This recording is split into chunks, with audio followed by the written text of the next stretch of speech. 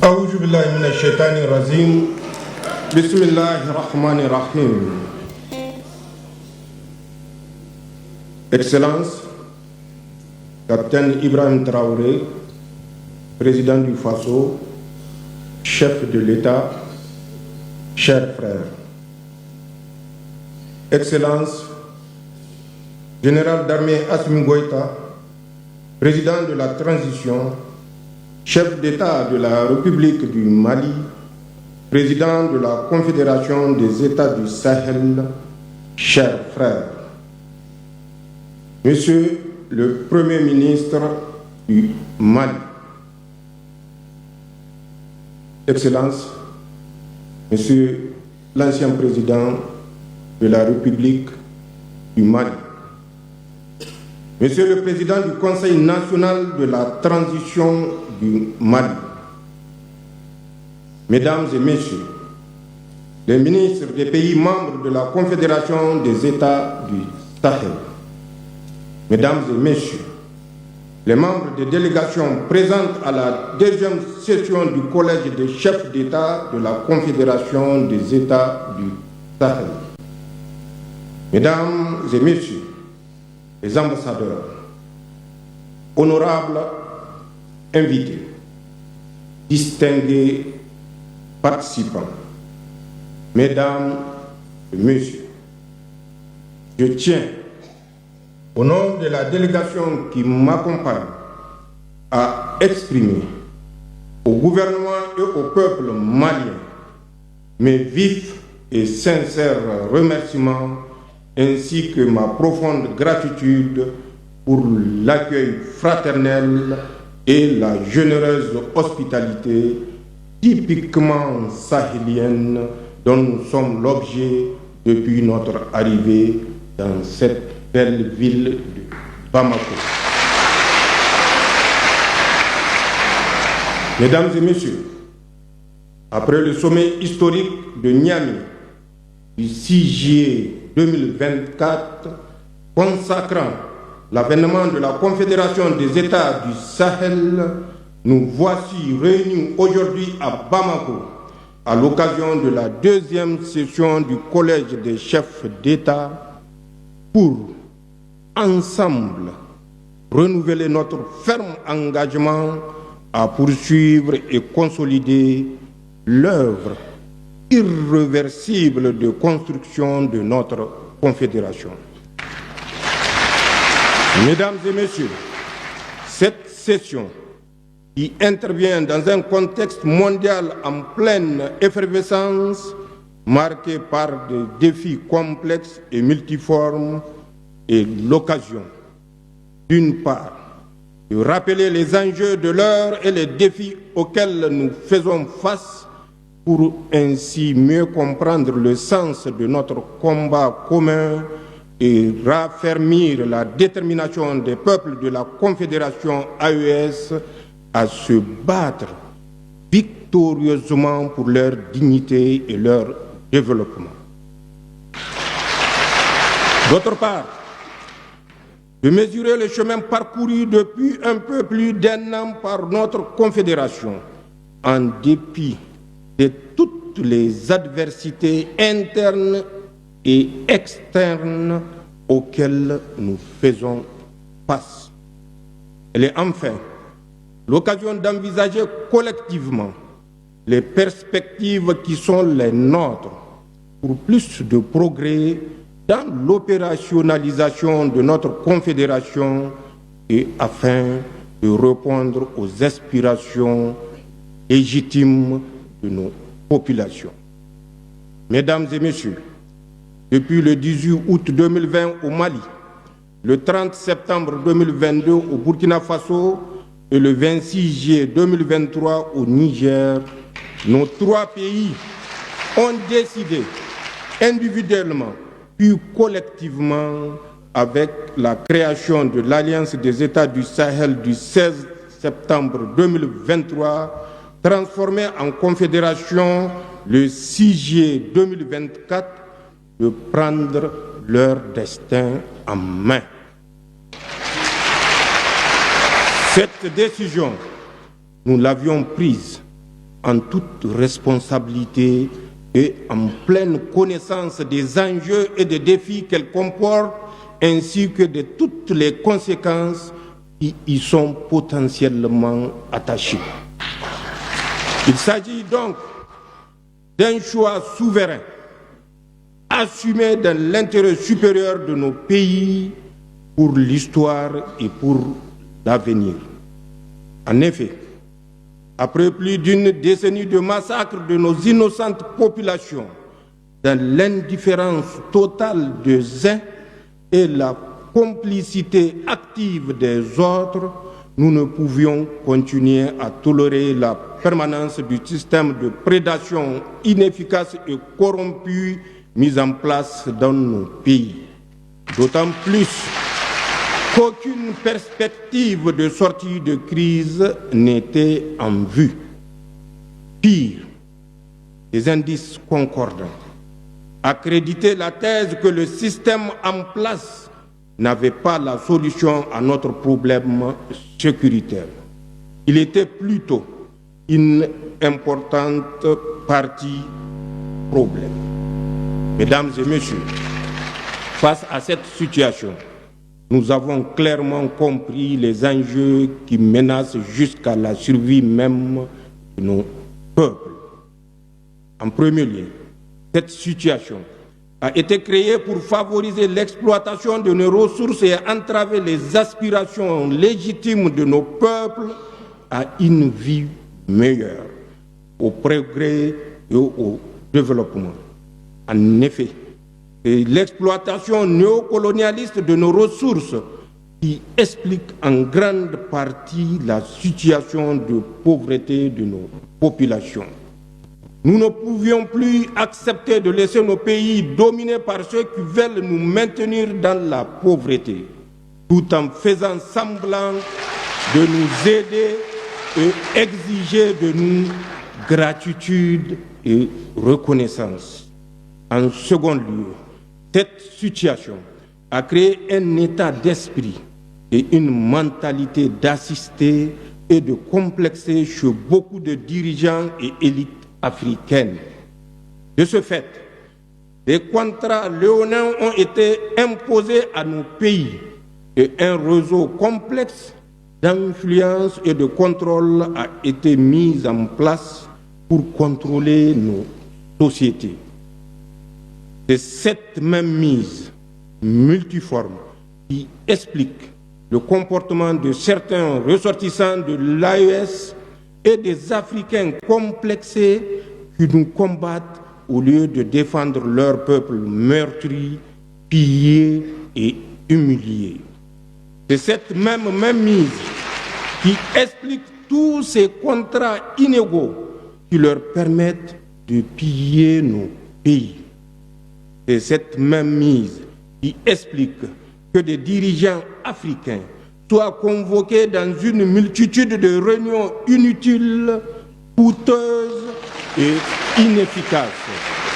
Mesdames et messieurs, ce que nous avons fait, tous et ensemble, dans nos pays respectifs et collectivement au sein de notre confédération, c'est simplement en toute responsabilité et souveraineté de mettre fin à ce système et d'assurer désormais les intérêts supérieurs de nos peuples.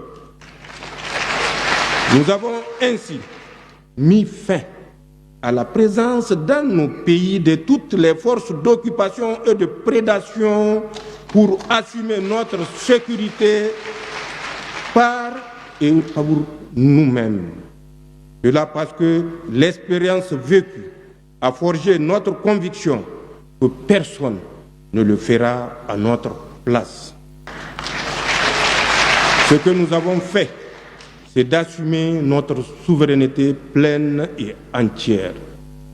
Aucun pays, aucune organisation internationale et aucun groupe d'intérêt ne décidera encore pour nos pays, Inch'Allah.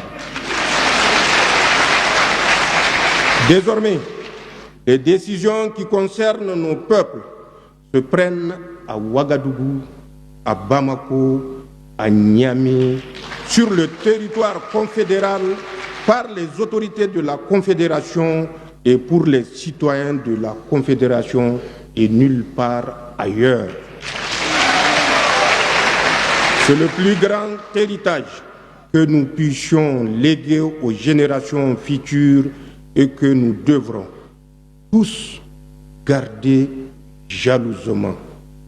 Notre conviction est qu'il n'y a pas de progrès, il n'y a pas de développement sans indépendance véritable, sans souveraineté pleine et entière.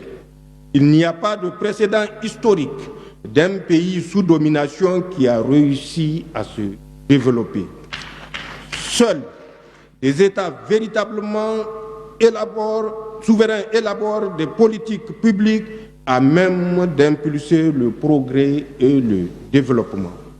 Ce que nous avons fait, c'est de mettre un terme à tous les contrats léonins et engagements biaisés qui ne font que dans le sens des intérêts de nos États et de nos populations. Désormais, les seuls contrats que nous motivent sont ceux qui préservent les intérêts de nos pays. Mesdames et messieurs, vous comprenez bien que dans ces conditions, nous ne pouvons que nous attendre à l'adversité de ceux qui, par le passé, décidaient pour nos pays, de ceux qui ont pillé nos ressources, ainsi que de tous ceux qui profitent de cette situation, citoyens africains ou personnes étrangères à notre espace. C'est ainsi qu'il faut expliquer leur acharnement à nous combattre et leur détermination à briser notre élan pour nous soumettre. C'est ainsi qu'il faut expliquer la guerre de communication qu'ils livrent dans le but de discréditer nos institutions et leurs dirigeants, de saper le moral de nos troupes résolument engagées au combat, de créer des conflits intercommunautaires. C'est ainsi qu'il faut enfin comprendre les tentatives d'isoler telle ou telle localité, de couper l'approvisionnement de telle autre entité, de saboter ou détruire les installations économiques de nos pays. En somme, tout est mis en œuvre par ces puissances impérialistes, notamment la France, assistée de ces supplétifs locaux pour susciter le chaos et justifier une intervention extérieure ou un mécontentement populaire. Cependant, toutes ces manœuvres perfides ont échoué et échoueront toujours, Inch'Allah, car elles trouveront en face des peuples sahéliens dignes, vigilants, résilients et encore plus déterminés à prendre leur destin en main. Mesdames et messieurs, comme vous pouvez le constater, la Confédération AES a intégré toutes ces données en même temps qu'elle a tiré toutes les leçons de notre histoire ancienne et récente. Et d'ailleurs, la raison pour laquelle nous avons créé cette confédération qui suscite tous les espoirs et qui nous donne entière satisfaction pour avoir réalisé des progrès tangibles. En effet, en 17 mois d'existence, la Confédération AES a réalisé des progrès indéniables au niveau de ces trois piliers fondamentaux. Il s'agit d'abord de la force unifiée de la Confédération sous le commandement d'un état-major intégré relativement au pilier de défense. J'aimerais à ce niveau rendre un vibrant hommage à toutes nos forces de défense et de sécurité du Burkina Faso, du Mali et du Niger, tout en ayant une pensée pieuse pour tous nos martyrs civils et militaires, en souhaitant prompt rétablissement à nos blessés. Il s'agit ensuite de la coordination de notre diplomatie qui parle désormais d'une seule voix. Il s'agit enfin de la création de la grande banque d'investissement de la Confédération relativement au pilier du développement. C'est certainement le lieu d'adresser mes vifs remerciements et mes chaleureuses félicitations à mon frère et ami le général d'armée Assimi Goïta, président de la transition, chef d'État de la République du Mali et président de la Confédération, pour la mise en œuvre réussie de la feuille de route de l'an 1 de notre Confédération, comme l'attestent si bien les résultats tangibles consignés dans l'excellent rapport soumis à notre observation. Les peuples dignes et résilients du Sahel lui seront reconnaissants pour son leadership, son engagement sans faille et le brio avec lequel il a porté haut les idéaux de la Confédération durant ce mandat, en dépit du contexte d'adversité sans précédent que j'ai évoqué plus haut. Mesdames et messieurs, la souveraineté à laquelle aspirent les peuples de l'AES est loin d'être un slogan. C'est un sacerdoce, un engagement quotidien qui se traduit par des actes concrets au niveau de tous les pans de la vie nationale. Elle répond à une vision stratégique clairement exprimée à travers le processus de refondation en cours dans l'ensemble de la Confédération. Le combat que mène l'AES est un combat pour la renaissance africaine. Il porte en lui les germes d'une Afrique libre et souveraine dont l'AES est l'embryon. Ailleurs, il faut se rendre à l'évidence que l'AES constitue un rempart, une digue contre l'expansion du terrorisme sur le continent. Au lieu de prendre en compte cette évidence absolue, certains pays voisins de l'AES s'abstinent naïvement à servir de base arrière aux opérations de déstabilisation orchestrées par des puissances étrangères. Il est temps que ces États se ravissent et prennent conscience que leur statut réside plutôt dans l'unité africaine, dans une franche coopération sécuritaire sous-régionale et régionale, et non dans la satisfaction d'intérêts étrangers au détriment de ceux de leur propre peuple. Mesdames et messieurs, au Sahel, nous avons fait de la sécurité un choix stratégique prioritaire contre tout autre dictat politique étranger incompatible avec nos valeurs socio-culturelles. Il y va de l'existence même de nos pays en tant que nation, car la crise sécuritaire qui sévit chez nous constitue une menace existentielle. Comme l'a dit si bien Cheikh Anta Diop, la sécurité précède le développement. Au Sahel, il n'est pas exagéré de dire que la sécurité précède tout. Je dis bien tout. Pour terminer, mesdames et messieurs, je tiens particulièrement à saluer le travail remarquable accompli par les ministres et les hauts fonctionnaires qui, durant tout le processus préparatoire de la présente session du Collège, n'ont ménagé aucun effort pour soumettre à notre examen des documents de travail de qualité ainsi que des instruments juridiques pertinents qui nous permettront de consolider l'architecture institutionnelle et normative de notre Confédération. Vive la Confédération des États du Sahel, vive la solidarité entre le peuple de l'AES, vive l'Afrique libre et souveraine. Je vous remercie. Merci.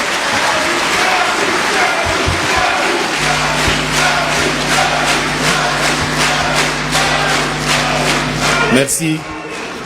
Nos remerciements également au président Tchani. Excellence, à travers votre intervention, nous avons